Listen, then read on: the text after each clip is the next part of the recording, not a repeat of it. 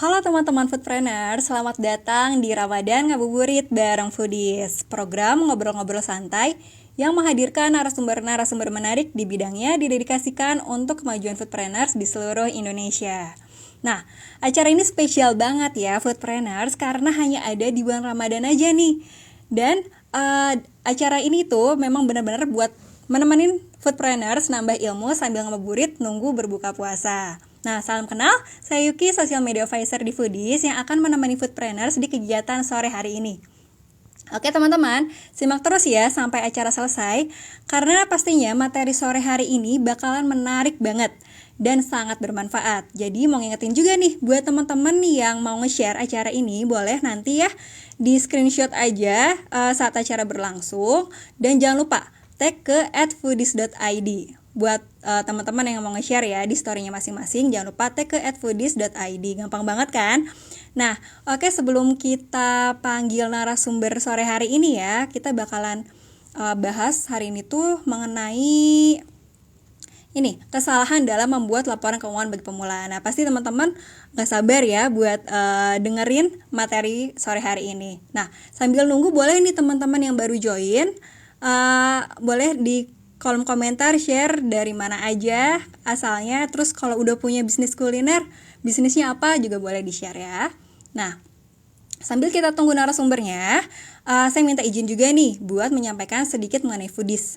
Foodies Academy belajar bisnis dan berkarir di industri kuliner dengan visinya Changing People's Life Through F&B Education. Ayo gabung dengan lebih dari 30.000 teman-teman foodpreneur yang telah teredukasi.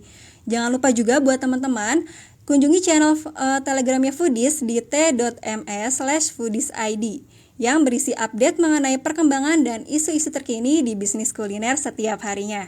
Jangan lupa juga nih buat subscribe YouTube-nya Foodies, karena foodpreneurs bisa nonton ratusan video edukasi bisnis kuliner secara gratis. Oke?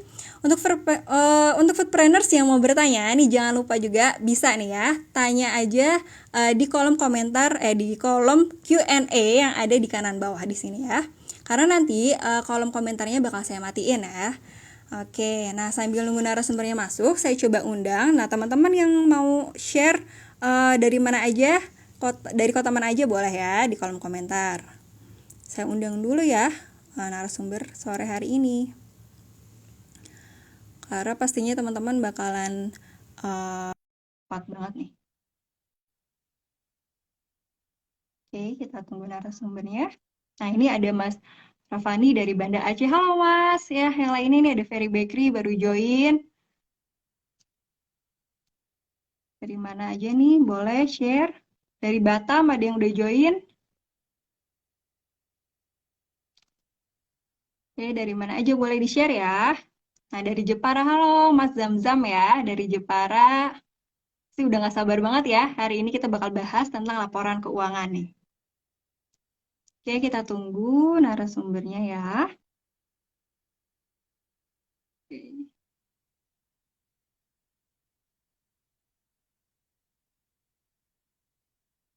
Halo Kak Putri dari Bandung. Oh, ini ada dari Jepang juga. Wah, halo Kak. Dari Purwokerto. Wah, nih dari Tika Kitchen Bojonegoro. Halo Kak Tika. Oke, saya sambil coba terhubung ya dengan narasumber sore hari ini. Oke. Nah, kebetulan saya baru dikasih tahu karena uh, ada ada meeting dulu narasumbernya. Nah, sambil saya ya dari kota mana aja, saya mau nginfoin juga nih buat foodpreneurs yang tertarik buat join jadi membernya Foodies, gampang banget nih. Teman-teman buat join jadi membernya Foodies itu bakalan dapetin akses untuk bisa dapat nonton 80 video lebih pembelajaran dengan 100 jam lebih pembelajaran yang bakalan terus bertambah. Nah, gila banget ya. Dan ini harganya cuma 5 ribuan perak doang nih teman-teman per harinya. Murah banget kan? Nah, jadi kalau misalnya teman-teman mau jadi member Foodies nih ya, bakalan pertanyaan-pertanyaan seputar bisnis kuliner itu bakalan dijawab oleh expertnya. Nah, buat teman-teman yang masih kebingungan soal gimana sih cara naikin sales di bisnis kuliner, terus gimana caranya pengen punya cabang, pengen dapat investor, terus juga gimana caranya biaya operasional tuh kan naik terus nih, harga minyak naik terus ya teman-teman ya, HPP semuanya pasti naik. Nah, gimana nih biar bisa turun? Nah, itu juga teman-teman bisa dapetin nih kalau teman-teman join jadi membernya Foodies. Nah, gimana caranya? Teman-teman tinggal klik ke bit.ly/daftar member promo. Nah, buat teman-teman yang daftar hari ini bakalan dapat promonya secara besar-besaran banget nih. Ini linknya akan saya taruh di kolom komentar ya. Buat teman-teman yang tertarik buat ikut, boleh banget saya pin juga nih. Oke, nah ini ya di bit.ly/daftar member promo. Atau kalau misalnya, aduh saya nggak mau uh, apa namanya ngeklik linknya nih Kak, saya mau langsung telepon aja, boleh banget nih. Telepon ke CS-nya Foodies di 0813 1214 7974. Oke? Nah, di sini teman-teman ya, kalau misalnya masih pusing karena banyak banget pertanyaan seputar bisnis kuliner, nah, bisa banget nih, ada 40 lebih e-course yang bisa teman-teman dapetin dengan join jadi member Foodies Full Access gitu. Nah, pokoknya semuanya bakal terjawab nih teman-teman. Mulai dari teman-teman mungkin ada yang masih bingung ya sama Cloud Kitchen, itu seperti apa, gimana membangunnya dari nol. Nah, ini teman-teman bisa dapetin di e-course-nya Foodies. Terus juga mungkin mau ngelola bisnis kulinernya secara sosial media nih. Gimana cara-caranya dan strateginya gimana nih? Nah, teman-teman bisa dapetin tahap-tahapnya di daftar member promo ini gitu. Pokoknya nggak usah nunggu-nunggu ya, langsung aja nih diklik aja bit.ly/daftar member promo atau calling aja langsung ke CS-nya Foodies di 0813 1214 7974. Oke, sambil nunggu nih ya. Nah, mungkin nih teman-teman ada yang mau share lagi di kolom komentar dari mana aja. Udah mulai banyak nih yang join ya. Ada Yamin Bahagia nih baru join. Halo, kakak admin Yamin Bahagia. Tadi udah banyak banget ya. Nah, ada yang nanya nih dari B Pangestu, videonya nanti di save nggak Kak? Di save ya. Nanti teman-teman yang mau nonton lagi ada di feednya Foodies nanti. Ada di videonya Foodies, bisa teman-teman replay kapanpun dimanapun, dan nanti juga akan diupload oleh timnya Foodies ke YouTube. Jadi buat teman-teman yang lebih prefer untuk nontonnya di YouTube, bisa banget nanti nontonnya di YouTube. Oke, okay? Hari ini kita bakal bahas apa Kak? Nah, hari ini kita bakal bahas mengenai kesalahan dalam membuat laporan keuangan bagi pemula. Nah, boleh di-share dulu nih teman-teman yang mau nanya soal laporan keuangan, yang baru punya bisnis kuliner masih awal-awal nih, biasanya suka bingung ya, gimana sih caranya bikin laporan keuangan atau apa aja sih tahap-tahapnya bikin laporan keuangan yang bisa dibaca oleh siapapun gitu.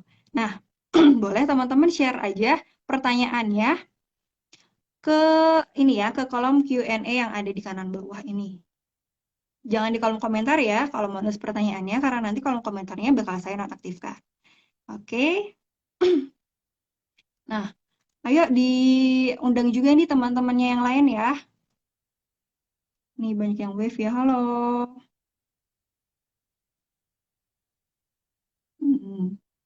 Kalau ada yang mau bertanya dulu nih ya tentang tema hari ini, tentang kesalahan dalam membuat laporan keuangan bagi pemula, boleh nih teman-teman tulis pertanyaannya di kolom Q&A. Karena hari ini kita kedatangan narasumber yang top banget pokoknya.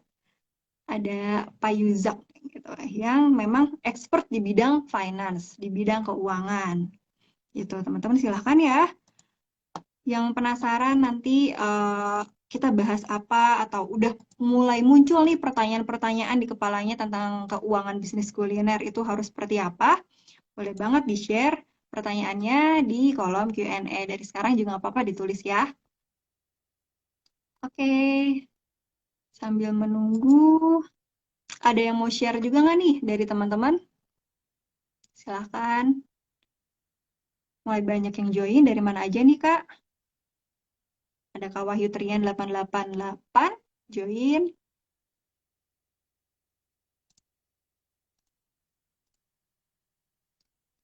Nah, buat yang baru datang, boleh nih teman-teman share ya ke teman-teman yang lain, siapa tahu butuh juga nih informasi dan pengetahuan mengenai laporan keuangan.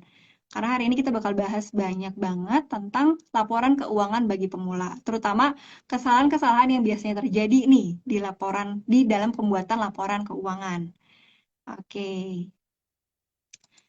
Ini kita tunggu ya 5 menit lagi, katanya narasumbernya bisa join nih.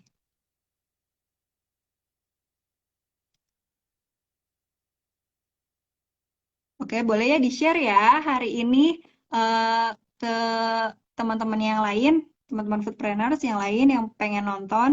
Eh, karena kita hari ini bakal ngebahas tentang laporan keuangan, yang butuh informasi tentang laporan keuangan, boleh nih di-share ke semuanya pokoknya ya, ke keluarga, ke rekan-rekan bisnisnya mungkin, ke karyawan-karyawannya. Boleh nih.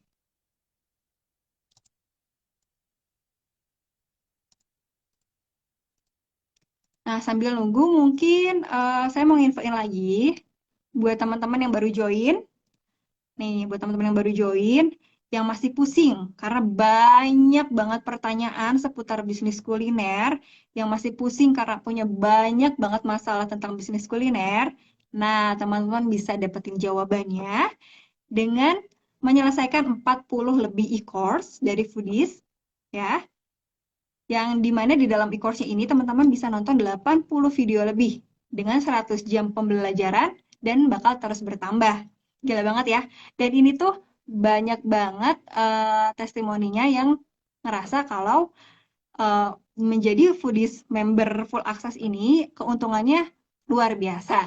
Karena teman-teman selain bisa ikutan dapetin semua e-course yang ada di platformnya Foodies, teman-teman juga bisa join kelas-kelas online yang Foodies selenggarain secara gratis. Dan berapa coba harganya, tebak nih?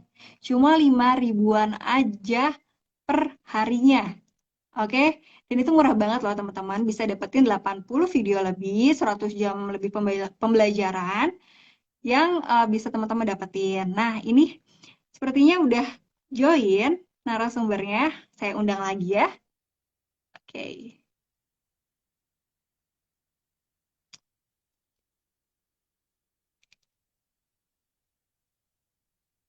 Masih ini.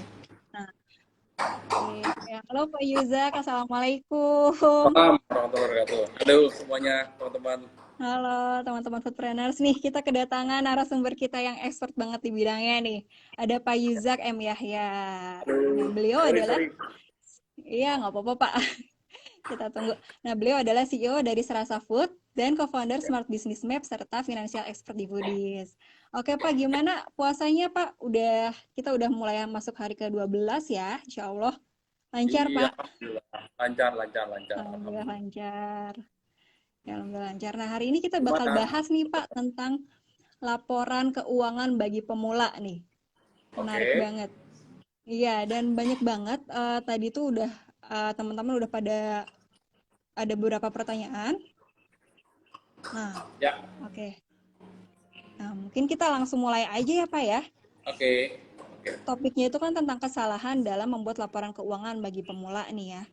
Nah, Ya. buat teman-teman nih ya yang sedang nonton, yang mau siapin catatan lebih dulu boleh nih, karena nanti eh, Pak Yuzak bakal ngebahas secara rinci pokoknya tentang laporan keuangan yang benar-benar bisa dipraktekin buat teman-teman pemula. Oke. Oke. Nah, sebenarnya nih Pak ya Pak, kita mulai nih ya Pak ya.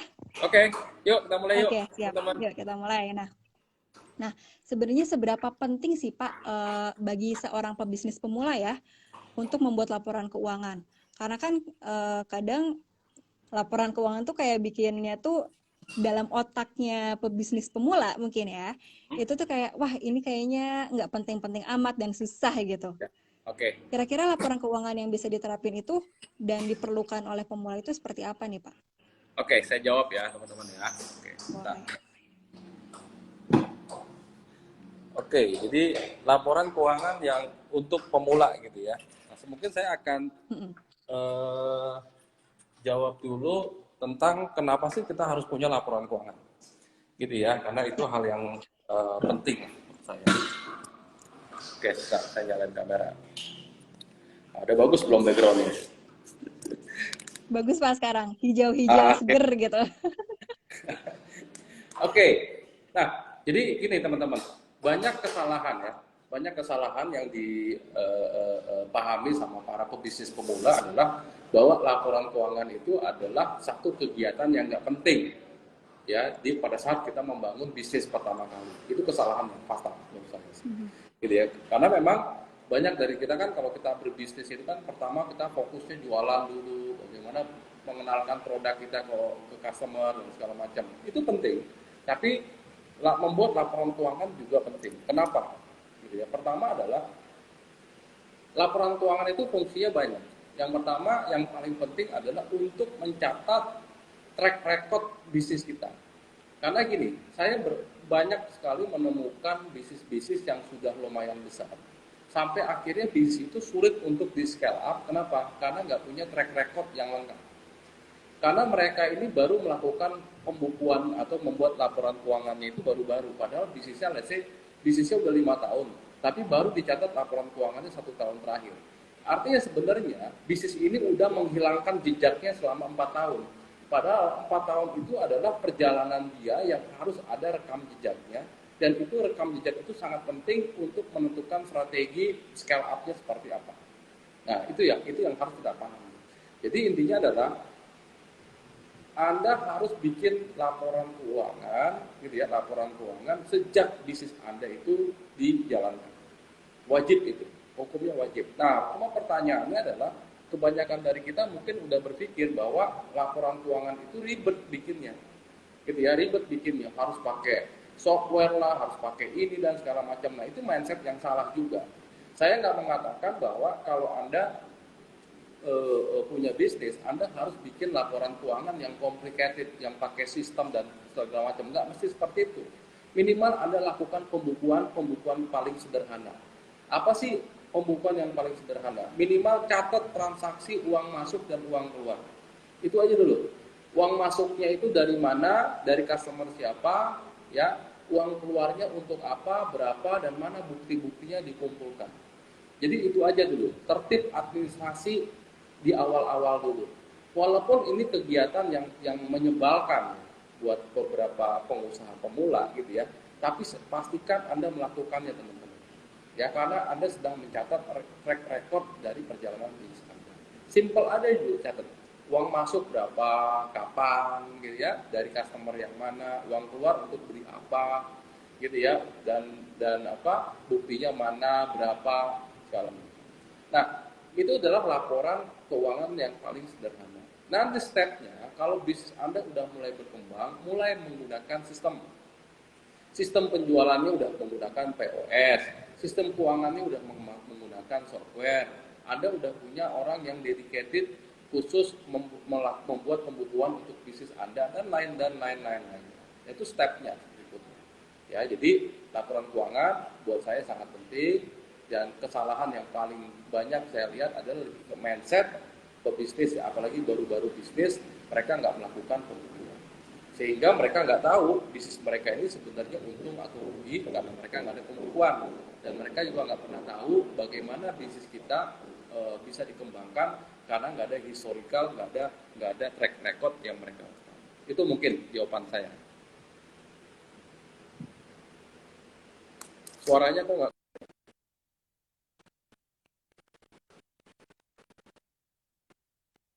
Cek ada ya? Oke. Udah ada. Ya. Jadi Oke. sebenarnya penting banget ya Pak ya. Penting Meskipun dong. kita cuma nulis keluar masuknya uang itu kayak beli apa atau siapa yang membeli gitu ya. Hanya seperti itu aja itu sangat penting ya Pak. Penting banget. Oke. Nah, sebetulnya dalam membuat laporan keuangan sendiri Pak, pastinya ada prinsip-prinsip nih, prinsip dasar nih yang harus diterapkan buat pemula. Kira-kira apa nih Pak? Oke, prinsip dasarnya simpel aja. Uang masuk dan uang keluar. Udah itu aja tuh. Prinsip dasar keuangan kan itu aja sebenarnya. Anda mencatat uang masuk aja, uang masuk dari mana, dari customer yang mana. Gini, bisnis itu ada 3 aktivitas. Ya, bisnis itu ada 3 aktivitas. Yang pertama adalah aktivitas operasional. Yang kedua adalah aktivitas investasi. Yang ketiga adalah aktivitas pendanaan atau financing. Nah, misalkan gini, uang masuk dari customer. Jadi customer beli barang kita berarti kan ada uang masuk. Nah, itu berarti uang masuk dari customer, dari penjualan. Uang keluar untuk bayar supplier, itu berarti aktivitas operasional. Ya kan? Uang keluar untuk bayar gaji karyawan, berarti aktivitas uang keluar dari operasional, kan gitu kan. Nah, lalu uang beli, perusahaan membeli aset, ya. Perusahaan membeli mesin atau perusahaan membeli sepeda motor. Nah, itu berarti uang keluar dari aktivitas investasi, gitu kan. Perusahaan menjual motor, jadi mungkin ada motor yang nggak terpakai dijual. Berarti ada uang masuk kan, uang kalau motor dijual kan ada uang masuk. Uang masuk dari penjualan motor, berarti dari aktivitas investasi. Perusahaan meminjam uang ke bank, berarti kan ada uang masuk dari aktivitas pendanaan, gitu ya. Lalu perusahaan membayar pokok pinjaman ke bank, berarti uang keluar dari aktivitas pendanaan. Dan seperti itu aja. Jadi catat aja uang masuk uang keluar, itu yang paling basic. Step selanjutnya, setelah kita mencatat uang masuk uang keluar, baru masuk ke penjurnalan. Biasa kita jurnal dulu. Ini transaksi ini penjurnalannya apa? Gitu. Apakah misalkan gini penjurnalannya, kalau ada transaksi dari customer berarti apa?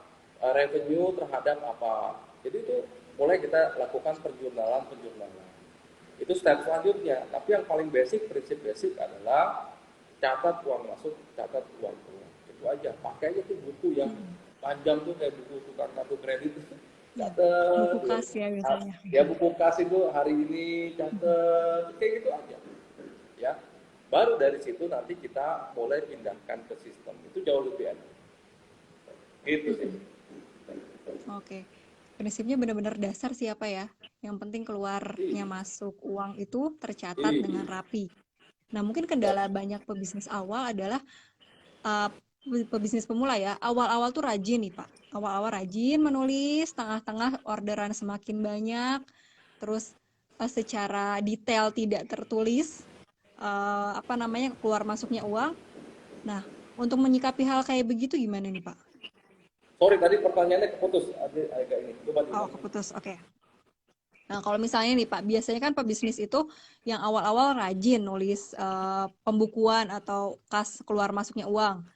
Nah, dengan semakin banyaknya orderan segala macam, loh kok malah tengah-tengah itu jadi malas-malasan nulis dan kayak udah yang penting uang saya yang saya terima banyak nih gitu. Jadi mindsetnya itu masih merasa wah udah nih udah banyak uang yang diterima berarti keuntungan saya juga udah tinggi nih. Nah, mengubah mindset itu dan mengubah rasa bahwa menulis laporan keuangan itu penting gimana nih Pak? Iya. Apalagi kalau bisnis kita makin berkembang, gitu ya. Maka aktivitas pembukuannya harusnya jadi lebih banyak, gitu ya. Kalau gini, jadi intinya gini ya. Pada saat bisnis kita masih baru dimulai, aktivitas bisnis kita kan belum terlalu banyak. Maka Anda sebagai pemilik, sebagai founder, sebagai owner, harus melakukan semuanya, aktivitas dari mulai aktivitas penjualan, operasional, ya, sampai pembukuan yang Anda lakukan sendiri. Karena aktivitas bisnis kita kan belum banyak, karyawan juga belum banyak. Sampai nanti bisnis kita mulai berkembang, aktivitas bisnis kita sudah mulai kompleks. Tentunya pada saat aktivitas kita sudah mulai kompleks, sudah mulai banyak, kita nggak bisa lagi sendirian. Soalnya sekarang Anda punya omset misalkan cuma 10 juta sebulan. Beda bisnis yang omsetnya 10 juta sebulan sama bisnis yang omsetnya 1 miliar sebulan. Beda ya? Nah, maka makin besar Anda punya omset, punya revenue, ya, maka makin besar juga, makin kompleks juga aktivitas bisnis kita. Makin besar, makin kompleks aktivitas bisnis kita, maka makin banyak orang yang diperlukan untuk bergabung sama kita. Kalau Anda semuanya masih Anda lakukan sendiri, bisnis Anda berkembang nih, dari 10 juta sebulan, jadi 100 juta sebulan, jadi 200 juta sebulan, tapi semuanya masih mau dikerjain sendiri, ya nggak akan bisa dikerjain. Karena kerjaannya makin banyak, Anda nggak bisa kan jadi Superman semua dikerjain. Anda hire orang, cari orang yang khusus bisa membantu Anda untuk melakukan pembukuan. Itu maksud saya. Bisa dipahamin ya? Iya bisa. Oke. Nah, Ya. kalau dalam menulis laporan keuangan sendiri, Pak, kesalahan apa sih yang sering dilakukan oleh apa ya, pebisnis pemula, tapi kadang tidak disadari, yang sering banget Gini, dikerjakan dalam membuat laporan keuangan? ini nih. Saya nggak menyarankan Anda sebagai pebisnis ini harus belajar akuntansi. Saya nggak Hmm. menyarankan. Tapi minimal pada saat proses bisnis di awal, Anda catat dulu aja uang masuk dan uang keluar seperti yang saya jelaskan tadi di depan. Itu aja dulu, masa nggak bisa sih? Harusnya bisa.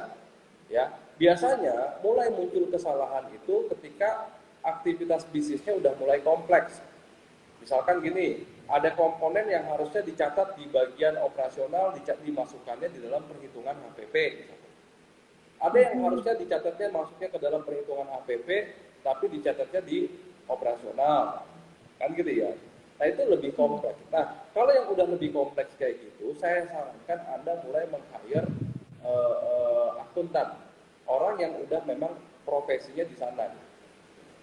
Gitu. Kalau business owner, saya nggak nyaranin ada pembukuan. Saya ngerti pembukuan sampai hari ini saya nggak pernah melakukan pembukuan. Nggak pernah. Karena ya orang aja ngerjain kan gitu kan. Nanti saya tinggal baca hasil pembukuannya, laporan keuangan yang saya baca, saya analisa gitu. Saya lebih suka itu. Jadi saya nggak melakukan sendiri pembukuan. Tapi dulu pada saat bisnisnya masih baru dimulai, saya lakukan pembukuan. Karena mencatatnya sederhana kan, catat uang masuk sama catat uang keluar aja. As simple as that. Gitu ya. Oke. Berarti ya itu ya kesalahannya tuh kadang terlalu merasa segala sesuatu harus dilakukan sendiri oleh bisnis ownernya, Iya. sampai ke dasar-dasar akuntansinya juga merasa harus dipelajari gitu ya Pak ya. Iya, akhirnya Padahal dia itu nggak perlu. kuliah lagi, apalagi wah habis waktunya. Iya betul. Kalau selain itu ada lagi nggak sih Pak kesalahan yang sering ditemui gitu di pebisnis pemula? Kesalahannya itu ya pertama kalau saya bilang ya ada ya masalah-masalah teknis kayak masalah salah pencatatan, salah jurnal, salah pembukuan, double counting gitu ya dan segala macam lah itu normal neracanya nggak balance dan segala macam itu normal. Nah, tapi menurut saya sih yang paling penting adalah kesalahan dari pebisnis pemula itu adalah biasanya nih mereka malas melakukan pembukuan, lebih ke mindset sih, malas melakukan pembukuan, merasa bahwa pembukuan itu nggak penting, itu kesalahan. Ya, kesalahan selanjutnya adalah ketika bisnisnya udah mulai kompleks, nggak mau mendelegasikan pekerjaannya ke orang yang baru, timnya. Itu juga menurut saya masalahnya. Ya. Jadi kita harus tahu kapan waktunya kita kerjain itu sendiri dan kapan waktunya kita delegasikan ke orang lain. Jadi saran saya sih, ya itu sih paling kebanyakan. Kalau kesalahan-kesalahan teknis juga banyak banget. Dan itu bahkan jangankan perusahaan pemula, perusahaan yang udah besar aja masih banyak kok yang salah melakukan pembukuan. Gitu, Oh iya, banyak. Dan betul itu betul. normal, bisa diperbaiki. Normal ya. Nah, Ya. berarti Pak, dengan laporan pembukuan yang sudah baik, tentunya itu akan bisa mengkategorikan bisnis kita ini sehat atau tidak sehat ya Pak ya? Iya, belum tentu. Belum tentu. Jadi gini, Coba nih Pak, kira-kira gimana yang ya, benernya gitu? ada orang yang ngerasa bisnisnya sehat padahal nggak sehat. Ada orang yang ngerasa bisnisnya nggak sehat tapi sebenarnya sehat. Karena yang kita harus membedakan. Ada orang yang rasanya bisnisnya baik-baik aja, tapi begitu ternyata dilihat pembukuannya, ternyata pembukuannya salah. Begitu pembukuannya dibenahi, ternyata dia ketahuan tuh bahwa bisnisnya lagi nggak bagus. Nggak ada. Ada perusahaan yang pembukuannya bagus, tapi bisnisnya nggak sehat, gitu. Karena dia tahu pembukuannya rapi, bener gitu ya, tapi ya bisnisnya nggak sehat. Karena jadi intinya adalah sehat nggak sehat sebuah bisnis itu tidak berkorelasi langsung dengan pembukuan. Tapi Hmm. ya pembukuan itu akan menggambarkan kondisi realnya bisnis kita seperti apa. Oke. Jadi kalau itu saya mau pilih yang mana? Sekarang saya tanya ke teman-teman nih, Anda mau pilih yang mana? Bisnis Anda seolah-olah bagus padahal nggak bagus, atau Anda buat pembukuan yang bagus tapi Anda tahu bahwa bisnis Anda nggak bagus, Anda pilih yang mana? Mhm. Ya. Jadi intinya gini lah, ada orang yang tiba-tiba misalkan ada orang yang langsung oit gitu ya, Iya. karena dia nggak tahu dia punya penyakit gitu loh. Mhm. Dia punya penyakit dia nggak tahu. Atau Anda berani nggak ngecek tuh badan Anda tuh sehat atau enggak gitu. Walaupun ada Mhm. risiko, setelah itu Anda tahu bahwa aduh ternyata gue ada masalah gitu, gue punya penyakit. Nah, sama aja kayak gitu. Mhm. Jadi kalau kita punya pembukuan yang benar, maka harus dilanjutkan sama keterampilan kita membaca laporan keuangan. Jadi percuma pembukuannya benar kalau kita business owner, pemilik bisnis nggak ngerti bacanya. Anda harus bisa bacanya gimana. Kalau udah bisa baca, mulai belajar tentang analisanya, bagaimana menganalisanya. Setelah menganalisanya Anda udah bisa, baru Anda bisa lihai dalam mengambil keputusan-keputusan bisnis. Ya, karena keputusan bisnis yang kita ambil nanti itu ada landasan berpikirnya, ada analisa. Seperti itu kira-kira. Oke. Berarti nggak korelasi secara langsung ya, Pak ya, Tidak korelasi. ternyata sehat dan tidak sehatnya. Nah, berarti kalau misalnya kita mau, let's say misalnya merasa bisnisnya ini sehat gitu, dengan laporan keuangannya yang juga sehat Ya, gitu, ya bagus gitu, keduanya balance.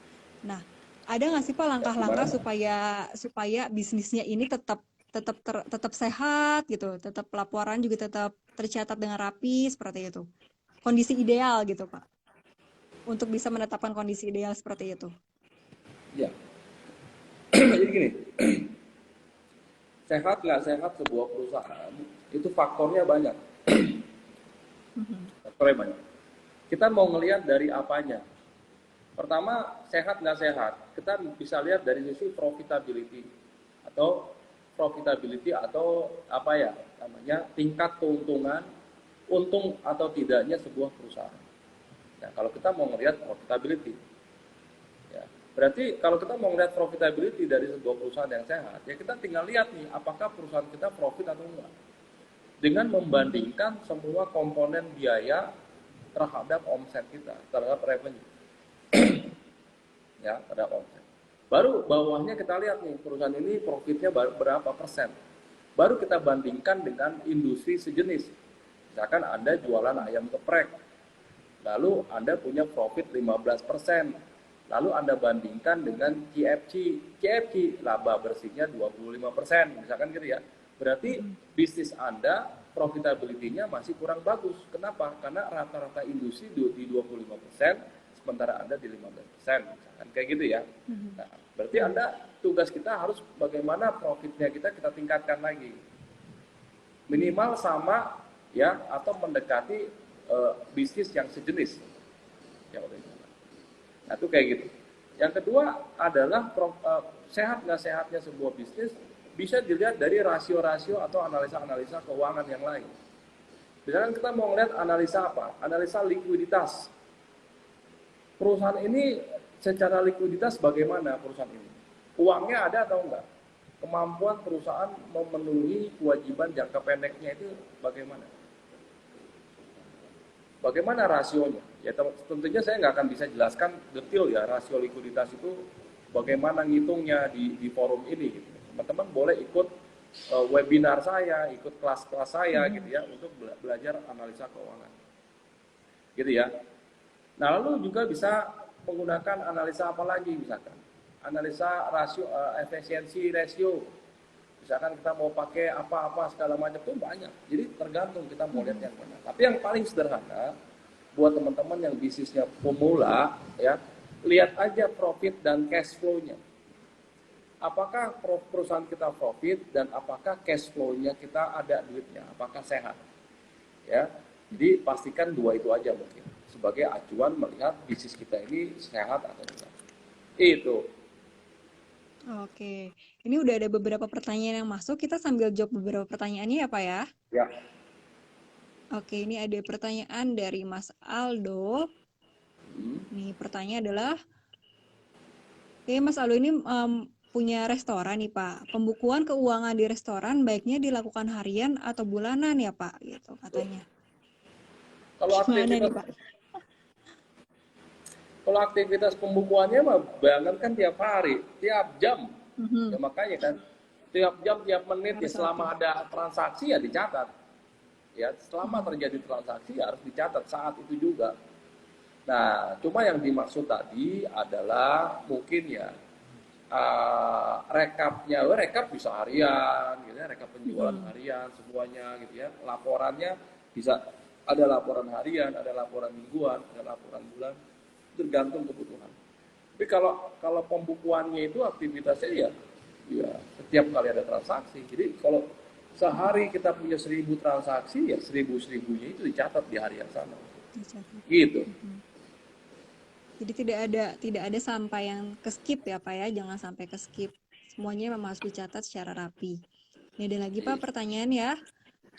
Eh, Bagaimana mengatasi pembukaan keuangan yang masih tercampur antara keuangan pribadi dan bisnis? Wah ini kayaknya banyak nih Nah ya Pak, bisnis ini yang seperti ini. penyakitnya nih. Penyakit. Nah, dan ini Penyakit ada tambahan ini Pak. ya, Bentar. Nah, karena penyakit. bisnis ini satu-satunya income soalnya gitu. Ya, Gitu Pak. gini, saran saya dipisah. Kenapa? Karena kalau dicampur nanti kita nggak tahu ya ini duitnya duit yang mana. Contohnya gini, Mhm. harusnya duitnya ini untuk bayar supplier kepake buat belanja sayur gitu ya. Nah, begitu Dapur-dapur. kita mau bayar supplier, duitnya udah nggak ada. Gitu. Mhm. Harusnya kita buat bayar gaji karyawan dipakai buat bayar anak sekolah, misalkan gitu. Mhm. Nah, akhirnya begitu kita mau bayar gaji karyawan, duitnya nggak ada. Nah, ini harus dipisahkan, ya harus dipisahkan. Ya kita tahu nanti perusahaan kita ini untung atau rugi, cash flow-nya bagaimana kalau kita pisahkan. Bagaimana cara memisahkannya? Ini simple aja. Mhm. Pada saat Anda membuat bisnis pertama kali, misalkan Anda punya tabungan nih, let's say tabungannya punya 100 juta dari Mhm. hasil pensiun atau dari dana apalah, pokoknya Anda punya tabungan 100 juta.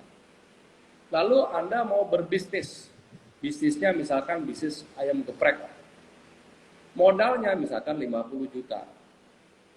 Setorkan duit itu, pisahkan. Jadi tadinya Anda punya duit di rekening 100 juta, bikin rekening yang lain, ya, transfer ke rekening yang baru sebesar 50 juta. Dan 50 juta itu diperuntukkan untuk bisnis. Nah, maka semua transaksi bisnis itu diambil dari di rekening yang baru gitu ya. Uang masuk, Mhm. uang keluarnya itu dari situ aja. Nanti bisnis yang ayam geprek udah dijalankan, ternyata ada keuntungan. Misalkan dibuka di bulan pertama, untung nih, untungnya 10 juta. Nah, 10 jutanya itu boleh Anda ambil ya sebagai revo ya atau sebagai dividen atau apa namanya. Anda ambil, Anda pindahkan ke rekening yang lama tadi gitu. Itu Mhm. boleh diambil. Ya, karena itu hak Anda. Gitu ya. Tapi Anda ngerasa bahwa oh, Mhm. kayaknya bisnis ini masih masih perlu perlu pengembangan. Gitu ya, masih perlu pengembangan. Lalu labanya yang tadinya 10 juta diambilnya cuma 5 juta, ditransfer ke rekening pribadinya, ya 5 jutanya Mhm. ditambahkan sebagai penambahan modal atau laba ditahan. Bisa untuk Mhm. ngembangin bisnis. Yang kedua caranya adalah Anda sebagai pemilik bisnis juga mengambil gaji. Jadi dari bisnisnya itu ada operasional kan. Nah, Anda Mhm. memasukkan gaji Anda digaji sama perusahaan Anda sendiri. Mhm. Nanti gaji itu adalah hak Anda. Ya, gaji itu hak Anda pindahkan gaji itu ditransfer dari rekening perusahaan ke rekening pribadi. Nah, yang Mhm. boleh digunakan untuk keperluan pribadi adalah uang yang ada di rekening pribadi aja. Udah itu aja. Uang yang nggak Mhm. yang ada di rekening bisnis itu murni untuk bisnis. Bisa Oke. dipahamin ya? Iya, iya. Ya, itu Jadi caranya memang kita memisahkan. emang harus dipisahkan ya Pak ya. Pisahin dong, Jangan pisahin. sampai jangan sampai Iya, kalau disatukan itu udah udah jadi kalau disatukan kayaknya itu jadi akar masalah ya Pak ya. Eh, betul, Kedepannya akan sulit gitu. Oke, ini ada lagi betul. Pak pertanyaannya. Pertanyaannya, bagaimana cara kita melakukan evaluasi ya Pak? Evaluasi dari pembukuan atau laporan keuangan. Saya dan tim kebingungan katanya nih Pak. Saya dan tim kebingungan untuk melakukan evaluasi. Ada Ya, cara efektifnya nih Pak. ada evaluasi ini skillnya lebih advance. Mhm. Karena evaluasi itu diperlukan analisa dulu. Jadi pertama Anda harus bisa membaca laporan keuangan, bisa menganalisa laporan keuangan. Dari analisa itu baru muncul evaluasi, ya, Oke. evaluasi kinerja dan segala macam. Nah, evaluasi itu ya kita mesti lihat nih.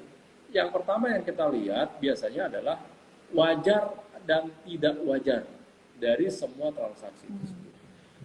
Kita bisa lihat nih, ada nggak ketidakwajaran? Misalkan gini, biaya listrik tiap sebulannya 1 juta, tiba-tiba ada yang 3 juta di bulan itu kenapa? Mhm. Itu kita evaluasi, ya, Mhm. kita pertanyakan. Biasanya kita cari ketidakwajarannya apa. Yang kedua adalah evaluasi untuk bisa meningkatkan profitability. Nah, kita tinggal lihat nih, cost-nya kegedean, apa yang kita bisa lakukan agar profitability kita bisa naik. Misalkan nih dengan cara meningkatkan revenue atau dengan cara menurunkan biaya. Nah, itu juga bisa juga. Terus evaluasi Mhm. untuk membuat cash flow sehat, apa yang mesti dilakukan?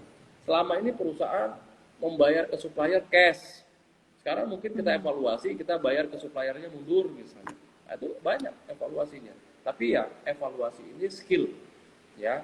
Anda harus sudah punya orang finance yang bisa menganalisa sehingga kita bisa sama-sama melakukan evaluasi. Ya, kalau Anda mau belajar Mhm. bisa juga, ya, cek aja. Saya punya Mhm. beberapa kelas ya yang di dalamnya Mhm. belajar bagaimana menganalisa dan mengevaluasi kinerja keuangan perusahaan. Iya, kinerja keuangan. Ini ada pertanyaan baru lagi yang masuk. Bentar, saya lihat dulu. Nah, Pak, saya kesulitan nih dalam menentukan valuasi stok dalam keuangan. Bagaimana Apa? menentukan nilai stok? Katanya ini Pak ya, Valuasi. saya kesulitan menentukan valuasi stok dalam keuangan. Bagaimana menentukan nilai stok WIP? Gimana nih Pak? Oh, valuasi stok itu ada dua makna tuh tadi tuh pertanyaannya. Nah ya. Mhm.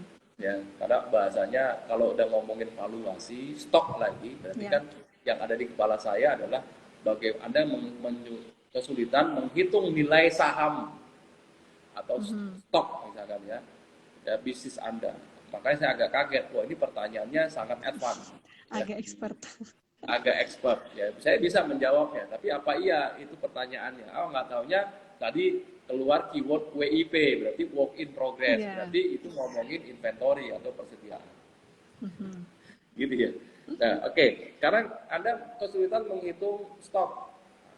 Pertama gini, stok itu kan ada dua ya, atau inventory lah kita ngomong, atau persediaan. Mhm. Itu ada 3 jenis. Ada yang bahan baku, ada yang WIP, work in progress, ada yang finished good, barang siap jual, Mhm. barang jadi, itu ada 3. Ya. Nah, melakukan inventory management ini tergantung bisnis model. Bisnis model kita seperti apa? Apakah bisnis model kita adalah bisnis model yang harus memproduksi, misalkan manufacturing. Anda memproduksi dari mulai bahan baku, lalu bahan setengah jadi sampai bahan jadinya gitu. Atau Mhm. Anda sebenarnya cuma order dengan ke supplier, Anda terima barang yang udah siap jual. Itu tergantung dari model bisnisnya seperti apa. Lalu Bisnisnya Anda ya. kesulitan menghitung stok.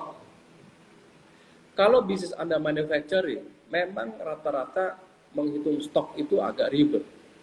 Ya, karena ada Mhm. 3 jenis inventory yang tadi. Biasanya kalau perusahaan yang besar itu dia udah punya sistem, ya ada ERP, ya dengan menggunakan Ya. segala macam sistem agar bisa. Itu pun sebenarnya masih aja ada masalah gitu. Ya. Tapi kalau bisnis Anda itu di finish good, ya barang yang udah siap jual, harusnya tingkat kesulitan menghitung inventory-nya itu nggak terlalu rumit gitu ya. Itu bisa. Mhm. Nah, tentunya apa yang kita bisa lakukan? Menggunakan, Anda harus punya yang namanya inventory management, ya, atau inventory control. Ya, Anda harus punya sistemnya tuh. Sistemnya seperti apa tergantung dari skalabilitas dari bisnis kita. Kalau bisnis kita makin besar ya kita menggunakan inventory management, pakai warehouse management system lah atau segala macam. Itu bisa. Nah yang kedua adalah lakukan stock of none. Stock of none secara berkala. Ya terserah bisnis Anda tuh masih kecil atau udah besar. Anda lakukan misalkan mingguan stock of none. Ya atau 2 mingguan, atau 3 mingguan, atau 4 mingguan. Anda lakukan stock of none. Anda sesuaikan antara inventory yang ada di sistem atau di pencatatan dengan inventory fisiknya seperti apa. Ya, seperti itu sih. Ya, normalnya. Semoga menjawab ya ini tadi pertanyaan dari Mudah-mudahan. Mas Arufu Rebu. Semoga terjawab ya. Nah ini juga ada lagi Pak. Dia tanya tentang akuntansi berbasis akrual yang dicatatnya tidak berdasarkan kas diterima atau dibayarkan. Nah, itu gimana nih Pak? Apakah Ya, bisa diterapkan untuk bisnis kuliner juga nih Pak? accrual basis bisa. Accrual basis itu kan sekarang udah menjadi sistem accounting, ya sistem transaksi kita sekarang udah begitu. Accrual beda dengan zaman dulu, ada uang ada barang gitu ya. Kalau sekarang kan gini, ada barang nggak mesti ada uang. Berapa banyak orang sekarang yang punya handphone bagus-bagus tapi belinya ngutang, artinya dia nggak punya uang untuk beli handphone. Berapa orang sekarang yang punya mobil keren-keren tapi belinya ngutang, artinya uangnya nggak ada tapi dia bisa punya mobil. Nah itu yang namanya accrual. Nah accrual basis itu ya udah ada gitu. Kita accrue dulu gitu ya. Nah makanya itu bisa dicatat, cuma model pembukuannya memang agak beda. Kalau misalkan kalau cash basis begitu ada penjualan itu biasanya uangnya sama nih dengan penjualan. Jadi kalau misalkan Anda melakukan penjualan 1 miliar, maka kalau cash basis maka uang yang diterima juga kan 1 miliar, gitu ya. Ya. Nah, tapi kalau kita misalkan pembeliannya dengan cara kredit, ada orang beli order ke kita atau penjual omset kita 1 miliar, 500 jutanya bentuknya piutang. Piutang diakibatkan karena apa? Karena orang belinya hutang atau belinya kredit. Nah, maka memang model pembukuannya itu agak beda, gitu ya. Penjurnalannya juga akan beda. Tapi itu bisa dilakukan karena sistem bisnis modern udah mengakui accrual basis, udah mengakui. Itu kita catat. Itu model jurnalnya aja beda nanti. Gitu ya. Hanya di perjurnalannya aja ya Pak ya, Iya, berbedanya. iya beda. Nah, ini ada lagi yang bertanya. Nah ini pertanyaannya Pak, saya selalu kesulitan dalam mencatat mencatat pajak dari pembelian. Nah, seberapa penting sih Pak mencatat pajak itu sendiri? Ya, Penting banget Pak ya. pajak. Iya, pajak ya penting. Ya lagi-lagi tergantung visi misi perusahaannya. Kalau perusahaannya pengen berkembang, pengen berjalan jauh, pengen menjadi perusahaan yang besar, ya maka pajak udah harus diperhitungkan dari awal. Anda bisa belajar lah dari orang-orang keuangan Anda juga yang di pajak, gitu ya. Kenapa? Ya karena sekarang semua ada hal yang udah pasti, ya, yaitu bayar pajak. Jadi nggak bisa kita menghindari pajak, gitu ya. Yang pertama kita nggak bisa menghindari kematian, yang kedua kita sulit menghindari pajak. Ya, karena ya kita selama kita punya aktivitas ekonomi di negara ini ya disitulah kita terkena sebagai wajib pajak. Ya udah, ya kita harus perhitungkan.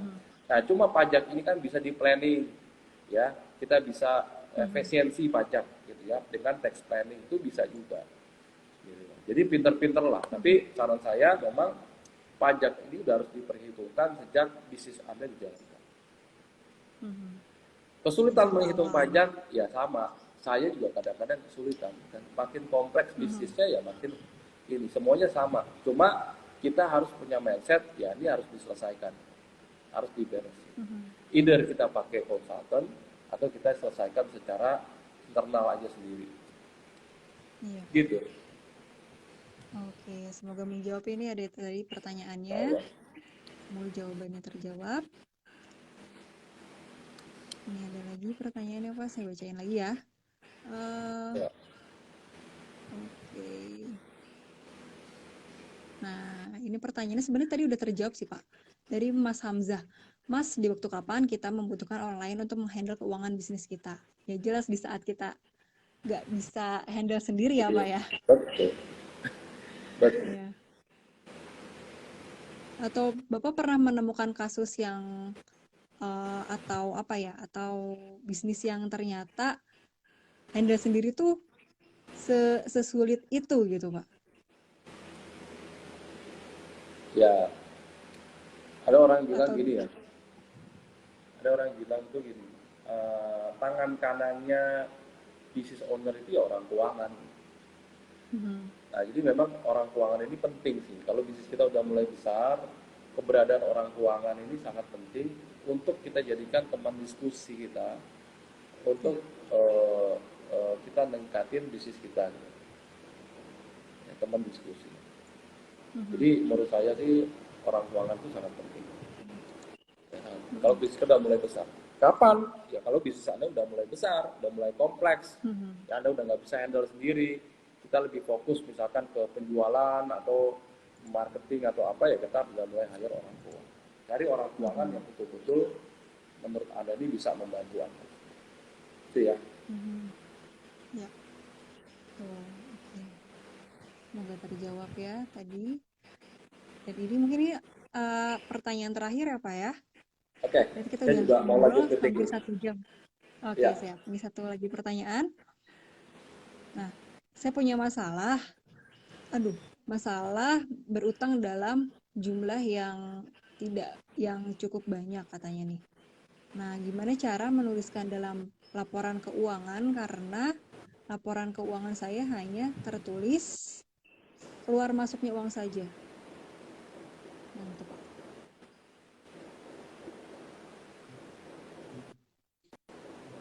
Dengan hutang tadi. apa sinyal saya yang hilang ya? Tadi saya nggak dengar loh pertanyaan terakhir. Iya. Oh iya. Iya, Bapak agak loading tadi tuh. Iya, iya, Sinyalnya oke, hilang siap. ya. Oke. Saya ulang lagi pertanyaannya apa ya? Nih. Nah, ini. Saya punya masalah di bagian menuliskan hutang dalam jumlah banyak dalam laporan keuangan. Nah, apakah ada triknya atau tipsnya? Begitu, Pak. Gimana gimana? Sorry, sorry. Kurang jelas ya, Pak ya? Iya, ya Sinyalnya tadi pun. jelek ya? Ini, Pak. Ya, Ini intinya adalah bagaimana cara menuliskan hutang dalam jumlah banyak ini di dalam putus lagi laporan tuh. keuangan. Begitu, Pak. Bagaimana cara? Menuliskan laporan keuangan yang ada hutang dalam jumlah banyak. Cek, tersambung. Jelas nggak, Pak? Agak putus ya sinyalnya. Oke, kita tunggu.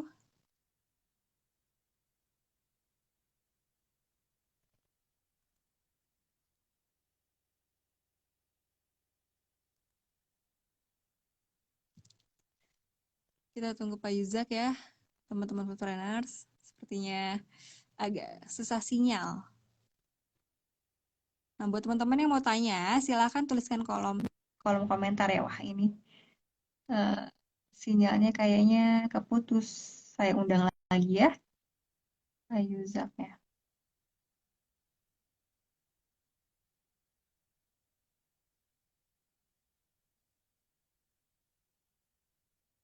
Oke, teman-teman yang mau nanya, boleh nih, akan ada satu, apa ya, kita punya satu sesi lagi, satu sesi pertanyaan yang bisa dijawab. Sebelum kita tutup acara Ramadan Ngabuburit bareng Foodies kali ini.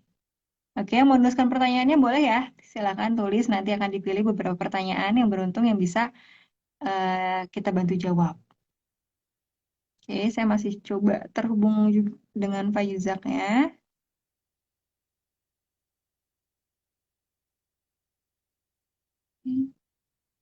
Kita tunggu ya.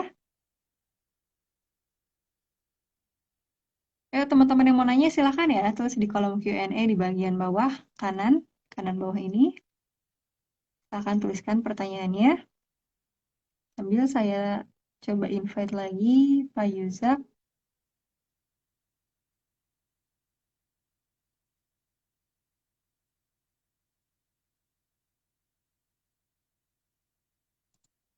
Ya, agak susah sinyal sepertinya.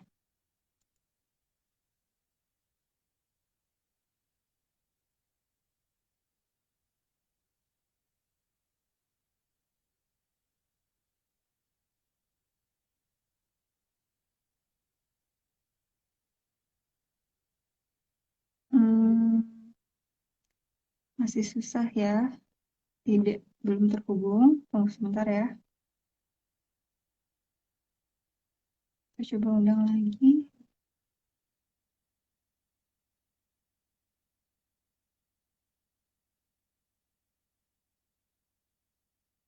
Oke, kita coba lagi undang ya. Bisa.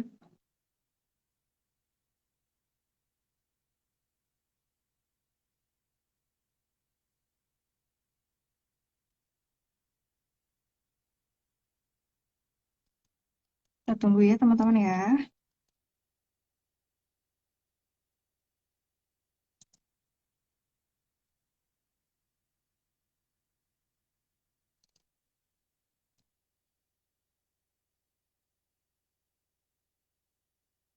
Oke, kita tunggu.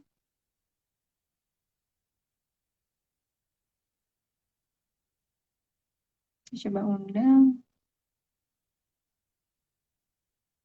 Sepertinya susah sinyal ya teman-teman. Oke, oke teman-teman.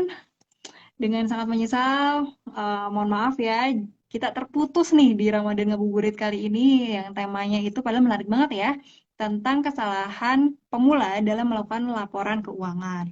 Oke, karena Pak Yuzak eh, susah atau sedang tidak bisa untuk diundang kembali, jadi kita akhiri Ramadan Ngabuburit kali ini. Eh, Saya mau nginfoin lagi nih sedikit buat teman-teman foodpreneurs. Jadi buat teman-teman foodpreneurs yang mau banget bergabung menjadi membernya Foodies dengan bisa mendapatkan 80 video lebih, 100 jam lebih pembelajaran dengan harga cuma 5 ribuan per harinya, bisa banget klik aja ke bit.ly/ daftar member promo ya. Ini saya akan pinkan linknya. Nah, ini teman-teman bisa join aja di bit.ly/daftar member promo karena nanti teman-teman bisa dapetin promo yang menarik banget yang bisa didapetin dan banyak banget info-info serta e-course yang bisa teman-teman dapatkan kalau jadi membernya Foodies. Nah, oke teman-teman, terima kasih buat teman-teman yang nonton dari awal sampai akhir yang udah setia banget dan udah ngasih banyak banget pertanyaan buat dijawab oleh narasumber tadi. Nah, buat teman-teman yang ketinggalan, jangan sedih, nanti akan ada replaynya yang bisa teman-teman tonton di Instagramnya Foodies, oke? Nah, terima kasih ya untuk semua teman-teman foodpreneurs yang ada di manapun, dan sampai ketemu di Ramadan Ngabuburit selanjutnya. Maju terus bisnis kuliner Indonesia. Sampai jumpa.